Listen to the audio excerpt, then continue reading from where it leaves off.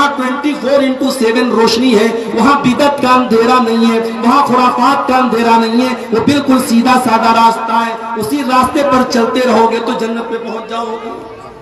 بدعت سے بچنا ہے، اسی راستے کو اپناؤ۔ کوئی لاکھ کہے، آپ کا جملہ یہی ہونا چاہیے کہ یہ عمل، یہ کام جس کو تم دین سمجھ کے کر رہے ہو، بنا رہے ہو، ثابت کر رہے ہو، اس عمل کو میرے مصطفیٰ نے کیا کہ نہیں کیا، میرے رسول نے کیا کہ نہیں کیا، میرے رسول کے چہیتوں نے کیا کہ نہیں کیا، میرے نبی کے صحابہ نے کیا کہ نہیں کیا۔ اگر نہیں کیا تو وہ دین کے اندر وہ کام بدعت ہے، اور بدعت سے اپنے دامن کو بچانا۔ اور آگے بڑھو میرے بھائی، اس دور کا ایک بہت بڑا فتنہ جو ہمارے نوجوانوں کو اپنی چپیٹ میں لے رہا ہے، حرام کمائی کا فتنہ۔ ایک نوجوان کے پاس 10,000 کا موبائل ہے، پاور لوم چلانے والا، چھوٹا موٹا بزنس کرنے والا، محنت مزدوری کرنے والا نوجوان ہے۔ اسے شوق پیدا ہوا، مجھے 60-70 ہزار کا آئی فون لینا ہے۔ چادر اس کی چھوٹی ہے اور پیر اسے پورا پھیلانا ہے۔ اس کی اوقات اور حیثیت سے بڑا اس کا شوق ہے۔ اس شوق کو پورا کرنے کے لیے وہ آن لائن سٹے بازی میں مبتلا ہو جا رہا ہے، وہ ڈریم 11 پہ جا کے جوا کھیل رہا ہے، وہ IPL میں سٹا لگا رہا ہے، وہ آن لائن ایپس کے ذریعے حرام کمائی کر کے راتوں رات امیر بننا چاہتا ہے۔ اب ظاہر ہے جب جوا ہے تو جوئے میں تو دونوں چانس ہے نا، 1 لاکھ لگایا، 1 لاکھ کا 2 لاکھ بھی ہو سکتا ہے، 1 لاکھ کا 0 بھی ہو سکتا ہے۔ اب 1 لاکھ اس نے لگایا قرضے لے کر کے، لوگوں سے ادھار مانگ کر کے، اور ڈریم 11 پہ، کسی جوا کے ایپ پہ، کسی سٹے کے ایپ پہ لگا دیا اس نے، پیسہ ڈوب گیا۔ اب قرض دار اس کے گھر پہ دوڑ رہے، پیسہ دے میرا، اور یہ دروازے کنڈی لگا کے گھر میں بیٹھا، ماں باپ کی عزت کو خطرے میں ڈالا۔ اسی مئو کی سرزمین سے مجھے دوستوں نے بتایا، بعض نوجوانوں نے اسی جوئے اور سٹے بازی کی لعنت میں گرفتار ہو کر خودکشی کر لی، آتم ہتیا کر لی، سوسائڈ کر لی۔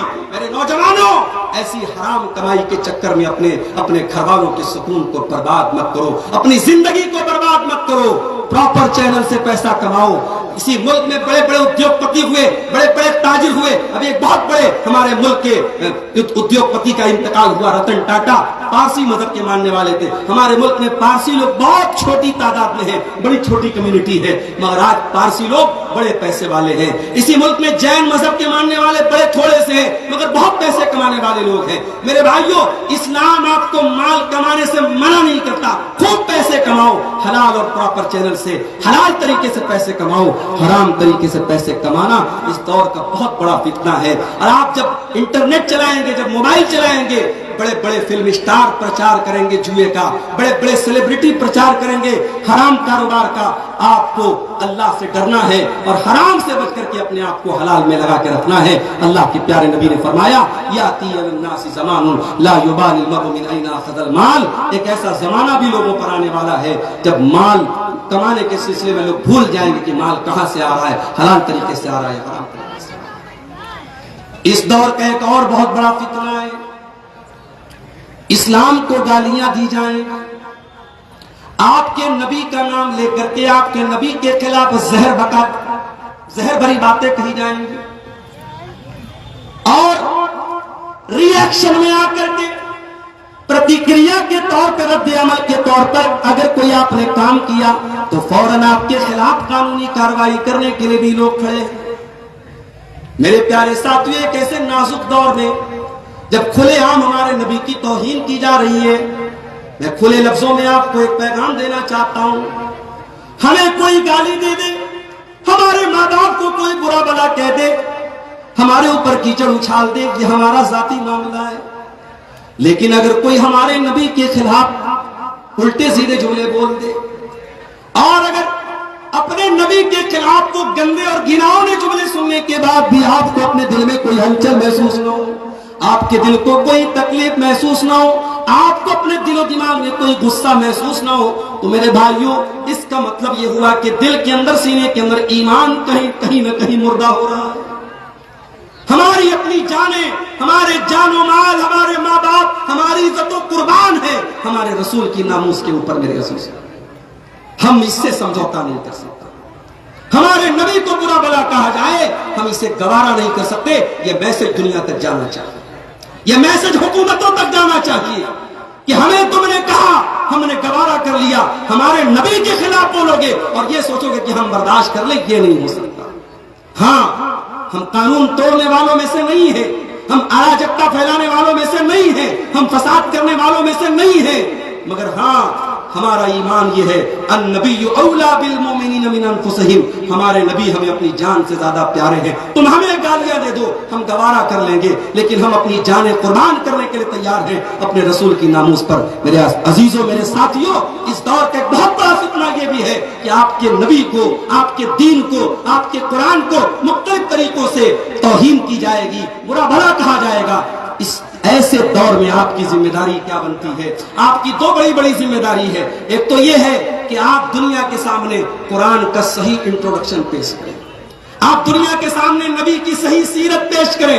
یہ نبی کو گالی بکنے والے, یہ قرآن کو جلانے والے, انہوں نے قرآن پڑھا ہوتا تو کبھی قرآن کو نہ جلایا ہوتا. میرے نبی کے خلاف زہر بکنے والوں نے اگر واقعی میں میرے نبی کی سیرت کو پڑھا ہوتا تو جیسے مہاتما گاندھی نے میرے نبی کی شان میں قصیدے پڑھے ہیں, جیسے دنیا کے بڑے بڑے لیڈروں نے میرے نبی کی شان میں قصیدے پڑھے ہیں, ان دشمنوں نے بھی پڑھے ہوتے. مسئلہ یہی ہے میرے بھائیوں, انہوں نے نبی کو پڑھا نہیں, انہوں نے نبی کو جانا نہیں, اور ہم نے کبھی نبی کی شان کو دنیا کے سامنے صحیح طریقے سے بیان نہیں کیا. ایک کام تو ہمیں یہ کرنا ہے, اسلام کو, قرآن کو, نبی کو انٹروڈیوس کرانا ہے, اور دوسرا کام یہ کرنا ہے کہ ایک قوم کی حیثیت سے, ایک کمیونٹی کی حیثیت سے ہمیں اپنے آپ کو اپنے نبی کے نقش قدم پہ چل کے دکھانا ہے. اپنے نبی کا کردار, آپ کاروبار بھی کریں, آپ بزنس بھی کریں, آپ نوکری بھی کریں, آپ دنیا کے کسی بھی کونے میں چلے جائیں, آپ کا رہن سہن, آپ کی بول چال, آپ کی گفتگو, آپ کا کیریکٹر یہ بتائے کہ محمد رسول اللہ کے ماننے والے ہیں, یہ اسلام کے ماننے والے ہیں. دوسروں کو تکلیف دینا اور دوسروں کی راہ میں روڑے اٹکانا یہ میرے نبی کی شان اور میرے نبی کا طریقہ نہیں ہے. اس سے پہلے کہ میں بات آگے بڑھوں, ہمارے کچھ احباب بنارس سے آئے ہوئے ہیں. میں بنارس میں بھی حال ہی میں پروگرام ہوا تھا آزاد پارک میں, وہاں بھی میں نے اعلان کیا تھا کہ بنارس میں ایک مسجد کی زمین خریدی جا رہی ہے. بڑا اماؤنٹ ہے, 70-75 لاکھ کا اماؤنٹ ہے. وہ لوگ بیچارے پریشان ہیں, وہ علاقہ کمزور لوگوں کا علاقہ ہے. وہ تعاون کے لیے ہمارے وہ بھائی آئے ہیں, شاید پیچھے کے انہوں نے اسٹال لگایا بھی, یہاں پہ حاجی صاحب وہاں کے تھے. آپ حضرات آئے ہیں, جو بھی تعاون ہو سکے ان کا کرتے ہوئے جائیں. اللہ آپ سب کو اس کی توفیق عطا فرمائے. میرے عزیزوں, آج فتنوں کے اس دور میں ہماری ایک بہت بڑی ذمہ داری یہ بھی ہے کہ ہم اپنے بچوں کی اور اپنے خواتین کی اور اپنے گھر کی لڑکیوں کی ہم صحیح تربیت. واللہ آج سنڈے کو, اتوار کو, کسی بھی تہوار کے دن آپ جب بازاروں میں اور مارکیٹوں میں جب نکلتے ہیں اور کوئی مسلمان عورت, کوئی مسلمان لڑکی کسی مشرک کے ساتھ, کسی غیر مسلم کے ساتھ, کسی اسلام کے نہ ماننے والے کے ساتھ جب وہ غلط حرکتیں کرتے ہوئے یا رنگریاں کرتے ہوئے نظر آتی ہے میرے بھائیوں, تو خون کے آنسو رونے کو دل چاہتا ہے. غم و غصے کی ایک کیفیت دوڑ جاتی ہے کہ ہماری قوم کہاں پہنچ گئی. میرے بھائیوں, اسلامی تاریخ میں یہ دور کبھی نہیں دیکھا گیا. ہماری تاریخ تو بڑی روشن رہی ہے. صلاح الدین ایوبی کے فوجیوں کو یہودیوں کی لڑکیوں نے ننگے ہو کر اور اپنے جسم کو برہنہ کر کے انہیں خریدنے کی کوشش کی, انہیں اسلام سے برگشتہ کرنے کی کوشش کی, مگر صلاح الدین ایوبی کے جو فوجی تھے وہ تیار نہیں ہوئے. انہوں نے اسلام کو اور ایمان کا راستہ نہیں چھوڑا. ہماری تاریخ تو بڑے پاک دامن اور پاک باز لوگوں کی تاریخ رہی ہے میرے بھائی. ابھی شیخ جنید مکی صاحب نے واقعہ بیان کیا. حضرت مرثد رضی اللہ تعالیٰ عنہ صحابی رسول ہیں, جا رہے راستے میں, اور ان کی دور جاہلیت کی ایک محبوبہ ہے جس سے دور جاہلیت میں ان کا تعلق تھا, کنیکشن تھا, ان سے ان کا ریلیشن شپ تھی. اس عورت نے ان کو دیکھا اور اپنے پاس بلانے کی کوشش کی, گناہ کی دعوت دینے کی کوشش کی. حضرت مرثد رضی اللہ تعالیٰ عنہ نے کہا نہیں, پہلے کی بات الگ تھی, اب میں اسلام لا چکا ہوں اور اسلام زناکاری سے روکتا ہے, بدکاری سے روکتا ہے. حضرت مرثد آگے بڑھ گئے. میرے بھائیوں, صحابہ کرام نے گناہ کا موقع ملنے کے باوجود گناہ سے اپنے آپ کو بچا کے رکھا. آج ہماری قوم انسٹاگرام پر, فیس بک پر, سوشل میڈیا پر گناہ کے موقع تلاش کر رہی ہے, زنا کے موقع تلاش کر رہی ہے. آپ یقین جانیں, گھر سے سر سے پیر تک نقاب پہننے والی اور ہاتھوں میں دستانہ پہننے والی اور پیروں میں موزہ پہن کر کے نکلنے والی لڑکیاں بھی آج मुजफ्फर नगर के होटल में रेड पड़ा है, वहां से पकड़ी गई हैं। इसका मतलब ये हुआ हमने नकाब तो पहनाया है, हमने पर्दा तो कराया है, मगर हमने तरबियत नहीं की है, हमने अल्लाह का खौफ अपने बच्चों के अंदर नहीं पैदा किया है। इसीलिए अल्लाह के नबी फरमाते हैं वाकिफहुम फिल्लाह, अपने बच्चों के दिल में अल्लाह का डर पैदा करो। कुरान कहता है कू अनफुसकुम व अहलीकुम नारा, ऐ ईमान वालों अपने आप को और अपने बच्चों को जहन्नम की आग से बचाओ।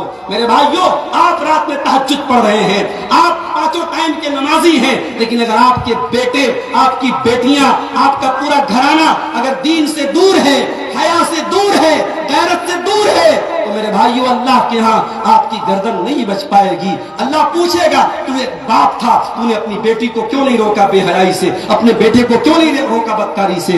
बाप और माँ के कंधे पर बहुत बड़ी जिम्मेदारी है। फितनों के इस दौर में एक माँ को अपनी जिम्मेदारी महसूस करनी पड़ेगी, एक बाप को अपनी जिम्मेदारी महसूस करनी पड़ेगी। मेरे अजीजों, फितनों के इस दौर में एक और बहुत बड़ा फितना जो हमारे नौजवानों को अपनी चपेट में ले रहा है, और वो फितना क्या है?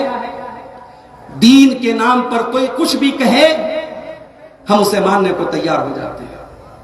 पहले यूट्यूब का दौर नहीं था, पहले फेसबुक का दौर नहीं था, तो लोग उलमा से जुड़े रहते थे, अपने मोहल्ले की मस्जिद के इमाम साहब से पूछते थे, उनकी तकरीरों को सुनते थे। आज हमारे पास गूगल आ गया, यूट्यूब आ गया, अब हमें किसी आलिम से पूछने की जरूरत नहीं है, हम गूगल से पूछेंगे ये हलाल है कि हराम है, ये जायज है कि नाजायज है। जब हमने इंटरनेट को आलिम बना दिया, हमने गूगल और यूट्यूब को मुफ्ती बना दिया, रिजल्ट ये निकला, नतीजा ये निकला कि आज हमारी सफों में हदीस का इनकार करने वाले भी पैदा हो गए, हमारी सफों में अज़ाब कब्र का इनकार करने वाले भी पैदा हो गए, हमारी सफों में इसी बिहार की सरजमीन पे दरभंगा से एक इंसान पैदा हुआ जिसका नाम शकील बिन हनीफ है। उसने कहा कि मैं ईसा अलैहिस्सलाम हूं, मैं वो मेहदी हूं जिसकी पेशन गोई अल्लाह के नबी ने की है। और अच्छे खासे पढ़े लिखे लोग उसके झांसे में आ गए। अभी मेरे पास भदोई, बनारस से तकरीबन 50 किलोमीटर दूर जगह है भदोई से मेरे पास कॉल आया, वहां के कई नौजवान इस फितने में पड़ गए। मेरे अजीजों, ये इस दौर का बहुत बड़ा फितना है। अपने उलमा को पहचानो, उलमाए रब्बानी को पहचानो, कुरान और सुन्नत बयान करने वाले उलमा को पहचानो और दीन को उनसे हासिल करो। जाहिलों को ये हक न दो कि वो तुम्हें फतवे बयान करें। जो कुरान और हदीस का इल्म नहीं रखते उन्हें मुफ्ती का दर्जा न दो, उन्हें आलिम का दर्जा न दो, उनसे दीन न सीखो। अल्लाह के प्यारे हबीब ने फरमाया कि एक ऐसा जमाना भी आएगा जब दुनिया से अल्लाह उलमा को उठा लेगा। और मैं तो ऐसी बस्ती में बैठा हूँ, अल्लाह अकबर, मुबारकपुर की वो बस्ती है जहां अरबों अजम से लोग आते थे। यही शेखुल हदीस अल्लामा साहिबे तोहफा अल्लामा अब्दुर रहमान मुबारकपुरी रहमहुल्लाह, इसी मुबारकपुर की सरजमीन पर हमारे शेखुल हदीस साहिबे मिरात अल्लामा उबैदुल्लाह मुबारकपुरी, ये वो हस्तियां थी जिनके इल्म का लोहा अरबों अजम ने माना, जिनसे हदीस की सनद लेने उस जमाने में भी लोग आते थे। और आज भी हमारे शेख अब्दुर रहमान हफिज़हुल्लाह, अल्लाह उनकी हयात में बरकत दे, उनको सेहत अता फरमाए, आज भी लोग उनसे सनद लेने के लिए बड़े दूर दराज से आते हैं। ये उलमा की सरजमीन है मेरे भाई, ये उलमा की बड़ी इल्मी सरजमीन है।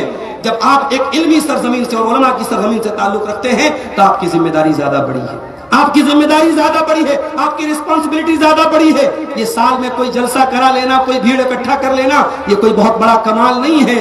आपकी जिंदगी से, आपके आदात और अकवार से, आपकी बोलचाल से, आपके रहन सहन से वो इल्म, वो तकवा, वो दीनदारी झलकनी चाहिए जो सरजमीन मुबारकपुर की खासियत है। मेरे अजीजों, अल्लाह के नबी ने फरमाया जब उलमा दुनिया से चले जाएंगे लोग जाहिलों को अपना सरदार बना लेंगे, और जब जाहिलों को सरदार बना लेंगे तो क्या होगा? जाहिल मुफ्ती बन जाएंगे और फदल्लु व अज़ल्लु, खुद भी गुमराह होंगे और दूसरों को भी गुमराह करेंगे। एक और बात बयान करके बात खत्म करूंगा। ये फितनों का दौर है मेरे भाई, और फितनों के इस दौर में एक बहुत बड़ी मजबूत चीज हमारे पास मौजूद है, अल्लाह की किताब कुरान मजीद। कभी गौर करना कि आखिरी बार आपने कुरान को कब पढ़ा था। मेरे नौजवानों, अपने यूट्यूब की जरा हिस्ट्री उठा के देखो कि आखिरी बार आपने कुरान कब सुना था। कुरान अल्लाह का कलाम है, और ये सिर्फ कोई बरकत की किताब नहीं है, कोई पढ़ के थूक करके दम करने की किताब नहीं है। ये कुरान शिफा है, دلوں کی. یہ قرآن ہدایت کی کتاب ہے. یہ قرآن آپ اس قرآن کو قاعدے سے ترجمہ اور معنی اور مطلب کے ساتھ پڑھیں. واللہ العظیم آپ کے دل سے مال کی محبت کم ہو جائے گی, آپ کے دل سے دنیا کی محبت کم ہو جائے گی, آپ کے دل میں اللہ کا ڈر اور اللہ کا خوف پیدا ہو جائے گا. مگر افسوس, موبائل 1 گھنٹے کے لیے ڈسچارج ہو جائے ہم بے چین ہو جاتے ہیں. واٹس ایپ پر ایک گھنٹے کے لیے نیٹ پیک بند ہو جائے, ریچارج ختم ہو جائے, ہم بے چین ہو جاتے ہیں کہ پتہ نہیں کس کا میسج آیا ہوگا, کس کی کال آئی ہوگی. یہ قرآن اللہ کی آخری کال ہے, یہ قرآن اللہ کا آخری پیغام ہے. اس قرآن کو ہم پڑھتے نہیں, اس قرآن پر غور نہیں کرتے. اور اللہ قرآن میں کہتا ہے افلا یتدبرون القرآن ام علی قلوب اقفالها, کہ میرے بندو جب تم قرآن پر غور نہیں کرو گے اور قرآن پر تدبر نہیں کرو گے تو تمہارے دل لاک ہو جائیں گے, تمہارے دلوں پر تالے پڑ جائیں گے. اور آج ہمارے دلوں پر یقیناً تالے پڑ چکے ہیں میرے بھائیوں. یہ دل لاک ہو چکے ہیں, یہ دل پتھر ہو چکے ہیں, یہ دل سخت ہو چکے ہیں. قرآن کی آیتیں پڑھی جا رہی ہیں, 2 گھنٹہ تقریریں ہو رہی ہیں, رات میں تقریر سنی, صبح کو زندگی نارمل گزر رہی ہے. ہماری زندگی میں کوئی فرق نہیں آ رہا ہے. میرے بھائیوں, دل کے اس تالے کو کھولو, دل کی اس سختی کو دور کرو, قرآن سے اپنا ناطہ جوڑو. روزانہ جتنی بھی آپ کے اندر طاقت ہے 15 منٹ, 10 منٹ, آدھا گھنٹہ قرآن کی تلاوت کے لیے ٹائم نکالو. قرآن کی کوئی مستند اور آتھینٹک تفسیر خرید کر کے اس کا مطالعہ کرو, قرآن کو ٹائم دو. میں نے بعض لوگوں کو دیکھا کہ وہ اپنے بچوں کو لے کر کے, اپنی فیملی کو لے کر کے روزانہ گھر میں ایک آیت پڑھتے ہیں, اس کا ترجمہ پڑھتے ہیں, اس کی تفسیر پڑھتے ہیں, اور گھر والوں کے بیچ میں ایسا ماحول بناتے ہیں کہ ہم ڈیلی ایک آیت پڑھیں اور اس ایک آیت پر ہم عمل کریں. ہم نے بعض احباب کو ایسا کرتے دیکھا اور انہوں نے کہا کہ اس سے ہمیں اپنے گھر میں بڑی برکت محسوس ہوتی ہے. میرے بھائیوں, آج ہماری مسجدوں میں, اکثر مسجدوں میں, ہمارے اہل حدیثوں کی مسجدوں میں تو چلو الحمدللہ عورتوں کا انتظام ہے, ہمارے دوسرے مسلک کے بھائیوں کے ہاں عورتوں کا کوئی انتظام نہیں ہوتا ہے. اور مجھے بڑے افسوس کے ساتھ کہنا پڑتا ہے, آج مسلم پرسنل لا بورڈ بھی یہ کہہ رہی ہے, اور دوسرے مسلک کے بڑے بڑے علماء بھی کہہ رہے ہیں کہ اب عورتوں کا انتظام بھی مسجد میں ہونا چاہیے. پہلے کے دور کی بات الگ تھی, آج ہماری عورتوں کو گمراہ کرنے کے لیے, بھٹکانے کے لیے انسٹاگرام موجود ہے, فیس بک موجود ہے, سوشل میڈیا موجود ہے. انہیں دین سے جوڑنے کا کوئی پلیٹ فارم نہیں ہے. سال میں ایک گھنٹے کی 2 گھنٹے کی تقریر سے آپ کی عورتوں کی اصلاح نہیں ہوگی. اپنے گھروں میں ایسا ماحول پیدا کرو میرے بھائیوں, گھروں میں قرآن و سنت کے دروس ہوں, گھروں میں قرآن و حدیث پڑھا جائے, آپ کے گھر کی عورتیں قرآن و حدیث کو سنیں, مسئلے مسائل کو جانیں, صحیح غلط کو جانیں. اس سے بھی انشاءاللہ گھر کے ماحول میں بہت فرق آئے گا. اللہ کے پیارے نبی فرماتے ہیں کہ اپنے گھر والوں کی تربیت کے لیے اگر لاٹھی بھی اٹھانا پڑے, ولا ترفع عصاک عنہم غضبا, اگر مارنا بھی پڑے تو مارنے سے مت چوکو. بچوں سے پیار اپنی جگہ ہے, بچوں کی تربیت اپنی جگہ ہے. جہاں پیار کی جگہ ہے وہاں پیار ہونا چاہیے, جہاں مارنے کی جگہ ہے وہاں آپ سختی بھی کیجیے. میرے عزیزوں, فتنوں کے اس دور میں یہ چند ہماری ذمہ داریاں ہیں. آخر میں یہی کہوں گا, شروع میں جو بات میں نے کہی تھی کہ فتنوں کے اس دور میں ہمارے لیے راہ نجات یہی رسول اللہ کا دیا ہوا منہج اور طریقہ ہے میرے بھائی. وما آتاکم الرسول فخذوہ وما نہاکم عنہ فانتہوا, رسول جو دے دے لے لو, اور رسول جس سے منع کر دے رک جاؤ. یہی پیغام آج کے اس اسٹیج کا ہے. اس پروگرام سے کوئی دوسرا پیغام نہیں, یہی پیغام ہے کہ اپنی زندگی کو اس ڈھرے پر گزارو, اس نہج پر گزارو کہ جو رسول دے دے اسے لے لو, اور رسول جس سے منع کر دے اس سے رک جاؤ. اللہ ہم سب کو اس کی توفیق عطا فرمائے. رب العالمین ہم سب کو ہر قسم کے فتنوں سے ہم سب کی حفاظت فرمائے. آمین. وآخر دعوانا ان الحمدللہ رب العالمین, والسلام علیکم ورحمۃ اللہ وبرکاتہ. جزاک اللہ خیر و احسن الجزاء.